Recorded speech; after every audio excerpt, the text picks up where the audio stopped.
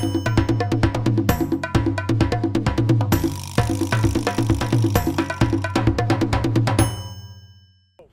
I am here with Favour Sports Paparazzi, and we are here at the Super Eagles first training after the draw with Equitorial Guinea. Before training started, the players huddled together by themselves away from the technical team and spoke with themselves. Basically, I want to believe they're speaking about yesterday's game because someone said something in the team that as much as Nigerians want this team to do well, every member of this team wants and needs to do well, not for national pride, for themselves, for their career. So they huddled together and spoke with themselves about yesterday's performance, and we hope that it brings positive things. But falling back to yesterday's performance, Favour, from your point of view, your own personal analysis, how was yesterday's performance? Well, it was not up to 100%, but of course, Super Eagles had more chances in the game. But we expected them to be to dominate and also push the game to them. But I think they allowed the Equatorial Guineans settle in, and it also costed them the goal they conceded. And there was a quick response, of course, from Nigeria, yes. Courtesy Victor Osimhen. I think for the Nigerian side, they also struggled with the weather yesterday. Okay. I mean, look at them. A lot of them have not really played in this kind of humid nature before now. But then it's not an excuse because you're expected to be professional in doing your job. Played in the same weather. Played in the same weather. Basically. And of course, Senegal also played in the same weather today, and they got a maximum win against Gambia. So it was not the best of performance, and it also showed in the way they responded after the game. You know, a lot of them did not want to talk to the media. They were feeling so down. I mean, that alone shows that they are not happy with what happened yesterday. The draw looks like a loss for them, and not what is expected. Okay. So we had a plethora of chances, a lot of chances. Some of them were missed by several players. But the point remains that the question is intensity. Now, if you notice, there is a way we played between when we conceded and when we equalized, and we seem to go back to a usual motion almost immediately. Is there a drop in intensity at the way we play when we want to play, or is it that, or are we playing at the level of intensity that we should be playing at? Well, the level of intensity is not what we expected, considering the game that also went down yesterday, Cape Verde and Ghana. You could see the way the Ghanaians were pushing. It was back to back. I mean, and then also, I think the Super Eagles had issues with the final third. I mean, they could not just make it count. Yes, the midfield, they had Alex Iwobi, who was supplying the passes, to the flank, and Lookman was doing a lot of things on the flank, but the final third, and then opportunities from a defender, the aspect of Zaidu Sanusi. I think he needs to understand that a defender can actually score. And then also, a lot of things went down yesterday. I can say that it did not go down well with the Super Eagles with the way they played. I mean, look at the goalkeeper, the goal post, that's Nwabali. He didn't have much of issues because he was on a holiday. That's to show you how much of impact the Super Eagles had. But a lot of persons wanted goals. Playing against Equatorial Guinea on paper, I mean, they are nowhere near the Nigerian team when it comes to the ranking of FIFA. But rankings do not play football. So I think the intensity was not there. It dropped immediately after the goal. And then the character from the team, it looked as if the team were winning instead of the usual thing we expected from them. So character, you need to have character, and also the Nations Cup has showed us over times that it is not just about having the depth equality. It's about first of all teamwork. It's about the attitude, the character, also a bit of luck. I'm wanting it more. I'm wanting it more. Talking about that, you mentioned Nwabali he was on holiday according to you. So an assessment may not be right at this point, but you get feelers that a goalkeeper is at home from his back line, the way they relax and play when he's there. Did you get that feel with the back line? Yeah, I did get the feel, and I'm really impressed with that. I saw confidence in him, the way he gripped the ball. The first 10 minutes of the game, there was a ball that came into the box. He gripped it so well, and you could see that he was dishing out instructions to the team, from the back line. He didn't show that he has not played with the team for a long time, and that is not easy to, especially coming into a tournament like the AFCON. I mean, you need to have played with your back line over time. And also, the question we should also ask ourselves, when was the last time we had the pairing of Troost Ekong and Semi Ajayi? So it was also being tried. Has it really ever happened? Yeah, it may have happened in the past. Maybe once, but probably never more than once. So a lot of things were tried on the first day. Yes. The goalkeeper not played for the Super Eagles for a long time, for a major tournament. Yes. Then secondly, the back line, the pairing we had, and then the midfield combination of, of course, Alassane Yusuf was fantastic, Alassane, Frank Oyeka, and Alex Iwobi. So there were lots of first time, gelling in the team, and then he also showed at some point, I mean, the way they arrange themselves, the way they communicate, and not forgetting also the substitutions made. You could see that Calvin Bassey was drifted to the flank. Yes. Of course, we know over time he is now someone who plays on the central of Super Eagles. Going to the flank again, then you ask yourself, what are they trying to do? So I think Jose Peseiro needs to work also on his squad selection and how the positions they play. Talking about that, I think Calvin Bassey on the flank is something that we might see again, mostly against Cote d'Ivoire, because of the physical nature of their play. I mean, Zedu was, despite the goals that he did not take in the box, he ran his flank. But when he got tired, we saw Calvin there, and we're playing against a very physical Ivorian side. So we might end up seeing a Calvin Bassey actually play left back, the position we know he was initially invited to the Super Eagles for. Yeah, but another thing we need to also think of is when Calvin Bassey plays from that position, offensively is fantastic. What about the defense angle? Okay. I mean, this is somebody that over time he has shown that he can get goals, he can push forward, he can make the passes. But Zedu is better off as a defender, one who doesn't move. And then, sorry, just to clarify that, Zedu scores some goals for Porto, and Zedu is the fastest player in this team. I say it knowing that we have Musa, we have Chukwueze, we have Simon. Zedu is the fastest player. We are not seeing that in the Super Eagles of Nigeria. I mean, we've seen the Calvin Bassey who can actually contribute with crosses, contribute with, of course, the runs, and then link play.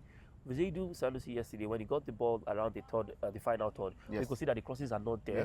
The crosses most time comes from the right wing back. I was talking about Ola, and then going into the box. So maybe yesterday was not just his day, but of course we need a more offensive player. But then if we're attacking against Ivory Coast, we also need to be wary of their counter attack because they are very, very good with the counter. And then the home crowd will definitely cheer them from minute 1 to minute 90. That might be why Zedu will start, because I think he is the faster left back option. But talking about wingers, who is from your point of view, who should be the number 11 for Super Eagles? Let me explain. Lookman played that position yesterday and he did fantastic well. Moses Simon played number 7 and he did not function at the level we are used to Moses Simon operating for the Super Eagles at. So the question is, I mean, at his club, he plays number 11. You understand? For Super Eagles, he is our main number 11. If I'm going to use that word, who should play number 11 for you, Lookman or Simon? I will look at the work rates from these two players in the last few months in their club side. I mean, Lookman has been fantastic for Atalanta. Yes, the sun did not help him yesterday, but you could also see him, running, also charging for the balls. For me, I would expect him to start from that position because 11. One, he understands Victor Osimhen very well in the sense that he has played with Victor. He has seen Victor Osimhen play in Italy. Don't forget the goal came through his flank. He crossed the ball into the box and Osimhen was able to head home for the goal. So that link-up play between him and Osimhen will be very, very key. An Italian club side player and also playing in front with Victor Osimhen, he knows where to just put the ball for him to head the goal. So if you have him there, I'm not saying Moses Simon have not done that in the past, but Moses Simon is someone that other opponents have really, really studied. So it will be difficult to study Lookman than studying Moses Simon, who, of course, over time, he likes to run, dazzle with the ball, glide through defenders, and then make the crosses. Well, personally for me, my number, Lookman definitely starts.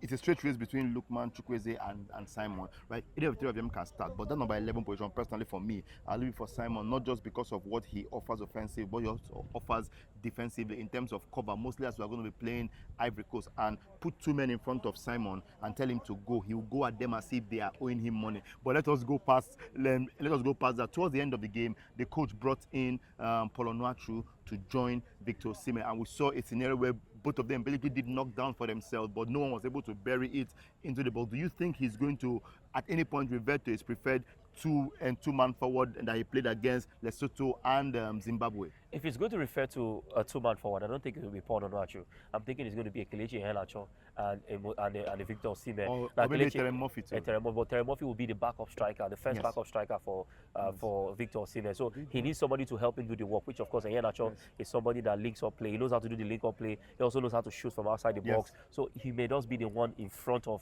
Victor Osimhen tomorrow on Thursday, and I think for Paul Terry Murphy, they will not really want to bring him in immediately. They want to probably leave him as when the chips are down. You want to bring somebody to change the game. You have a Terry Murphy on the bench who also is a good striker, so I think he would he's the second choice at the moment of attack, then maybe you can talk about a Paul Onuachu. If of course we want to have to do the long balls to get the goals. So I think everything is getting clear at the moment with what we are seeing in camp. I think the players themselves already, they know what is at stake, and trust me, you only get the best out of a team when you see the opponent you are playing. So we'll definitely see a more improved Super Eagles against Ivory Coast. So let us talk about expectations. Now let me explain. The goal Nwabali considered yesterday was not his fault at all. Put our goalkeeper in the post. What's his name? Uzoho. Put Uzoho in the post. Let him concede the exact same goal, and the goal will not be his fault. Nigerians will go crazy and gaga on social media. Is Uzoho being judged at this point unfairly? I think we Nigerians have overdone it to some extent. Yes, he has made a couple of mistakes in the past. Mistakes are part of goalkeeping, but some persons will say don't make costly mistakes, especially schoolboy errors. But we need to also understand something. He's human. We've seen how Manchester United coach Erik ten Hag has kept faith with Onana despite the haulers and everything. Yet he also makes saves in the game, which of course the fans are not even looking at the saves. They're always looking forward to see him, fumble in goal and everything. Yesterday's goal was not a goalkeeper fault. I remember telling a friend that if Uzo was in goal yesterday, would have said that it was his fault. Yeah. So also, I think the defenders need to protect the goalkeepers. Now, a goalkeeper can be as good as the defense, but the defense covers him a lot. You definitely see the confidence of the goalkeeper brewing. Now, that's what we saw yesterday. The defense were opened. I mean, we saw how they allowed the player, have the space to shoot the ball and everything. So the defenders also need to step up to protect the goalkeeper. I'm not saying the goalkeeper will go and sleep, but of course, the goalkeeping department is sensitive. The goalkeepers also need to also make sure that they come to the top of their game. And for Francis Uzoho, I think he needs more than just, a good game. It is also a psychological aspect. His mind right now is going through a lot. He goes to social media, he sees some things, and then wanting to ask himself, how do I still want to keep for the national team? But I must respect his bravery. That guy is strong, man. His bravery. It's not easy to go through over 200 million Nigerians. But also, we also need to understand that he also needs to, when it comes to the national team aspect, he also needs to step up. He also needs to bring more confidence into the team. And, a lot of us have not forgotten the past, especially when they have to do with key moments in the national team and in the game. That's why they are all doing that. But also, we need to understand that mistakes are there, and it's the lessons you learn from it that matters and how you improve from. Okay, so before we go, we have an amazing riches of centre backs. If you're to pick if you're to pick your 5 and 6 for the game against Ivory Coast, considering they are the host, considering they are physical and all of that, who will be your 5 and your 6 for the game against Ivory Coast? Well, for experience, I would have loved to have Kenneth Omero in the defense. Now, because Kenneth Omero has shown over time that, aside the fact that he has been consistent, he has also shown that he knows how to read African football. I mean, he's somebody that understands it. Then I saw the pairing of Semi Ajayi and Truce Ekong. Ekong didn't show like he had left the national team for a while. Semi Ajayi was a bit shaky. You could understand that also. They had to understand themselves. So I did fancy an Omero and maybe an Ekong. Okay. So because, of course, Omero, both of them, yes, I know the height issues will play out, but Kenneth Omero knows how to intercept the balls. He also knows he has eyes and is a leader in the defense. He'll be able to, talk to the defense and calm things down. I mean, when the Ivorians are trying to do a lot of, don't forget, he's part of the Nations Cup winning squad. He knows a lot of things about the African football. I like the fact that he may just be the one that would just change things for the So for me, they did in 2013. So for me, he was not a starter initially. Yes, of course. So I'm thinking him and Ekong, or maybe a pairing of him and Semibo. Either of the two, Omero has to be in between the two. Why is Chidozie Awaziem not in with the shout? So Chidozie Awaziem, over time, the last Nations Cup, I think he played from the right wing back. Chidozie Awaziem, over time, he has drifted from where he was. So I think for Chidozie Awaziem, he might, if I want to play him, I'll just play him as a backup. Okay. Because over time, I think he has mastered, for the national team, he has mastered the right wing. And yes, he's versatile, which is interesting. But right now, you don't want to gamble, especially when you look at what has happened. So I think for me, he may just have to sit on the bench and then come up. Thank you very much, man. Thanks, man. All right. Totally. I end so that you go catch anything where you won't catch, and then make me end. You get. Senior man. Albert. So everybody now 22 players, have we? 25. 20.